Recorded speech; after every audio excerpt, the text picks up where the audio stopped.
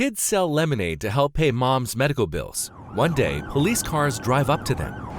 After finding out their mother couldn't leave the hospital until she settled her medical bills, a pair of siblings decided to sell lemonade to earn money. One day, police cars arrive on their driveway for something the two kids never expected. John and Nancy were left with their grandmother Linda after their mom was hospitalized for an illness. They had been with their grandmother for 5 days and were curious about when they could finally see their mom. "When is mom coming home, Grandma?" they asked her one afternoon. Their grandmother sighed and told them it might take a couple more days. "The hospital won't allow her to leave until all of her medical bills are settled. I gave your mom all I could, but it still isn't enough. There's still a large amount that we need to pay off," Linda explained. John and Nancy were concerned that their mom had to stay in the hospital longer. They missed her a lot and wanted her home as soon as possible. "What if we put up a lemonade stand, John?" Nancy asked her older brother. "We can pick the lemons out from the garden and make fresh juice out of them," she suggested. Her brother smiled. "That's a great idea, Nancy. Come on, let's get started. We can also make some banners for our stand." They headed out to the backyard to gather lemons. That same afternoon, John and Nancy stayed outside the entire afternoon, selling lemonades. They did the same thing every day after school, but they only managed to earn $10. "How are we going to help Mom with $10? Nancy asked sadly. "There's barely anyone in our neighborhood. Maybe we should set up our stand someplace crowded," she suggested. "We can't do that, Nancy. How will we carry all of this there? Grandma Linda won't be able to help us," John sighed. The two of them sat on the side of the road looking defeated. They were sad they couldn't earn money the way they wanted to. After a couple of seconds, their silent pondering was interrupted by the loud sound of police sirens. "John, there are police cars headed our way," Nancy panicked. "Are they here for us?"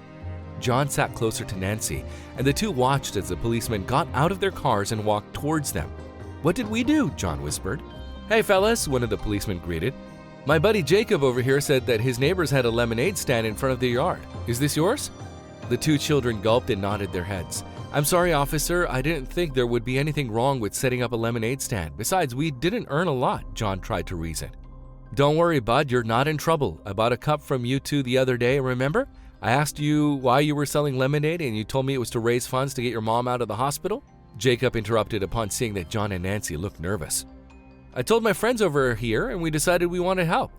"Come on out to the back of the police car. We have something to show you," Jacob told the kids. They slowly made their way to the trunk of one of the police cars and saw a nicely painted wooden lemonade stand.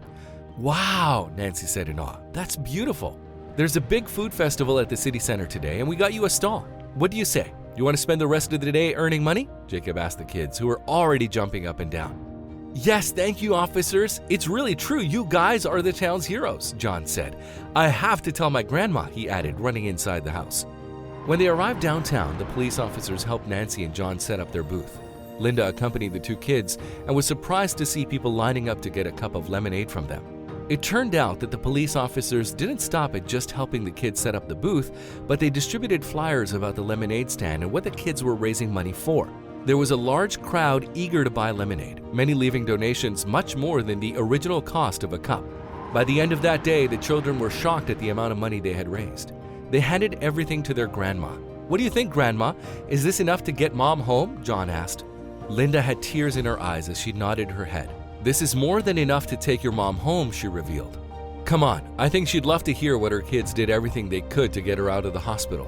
When their mom was discharged from the hospital, they decided to visit the police station the following day. There, they thanked the police officers for their help and kindness and promised to remain good citizens of their neighborhood to pay back the kindness the officers had shown.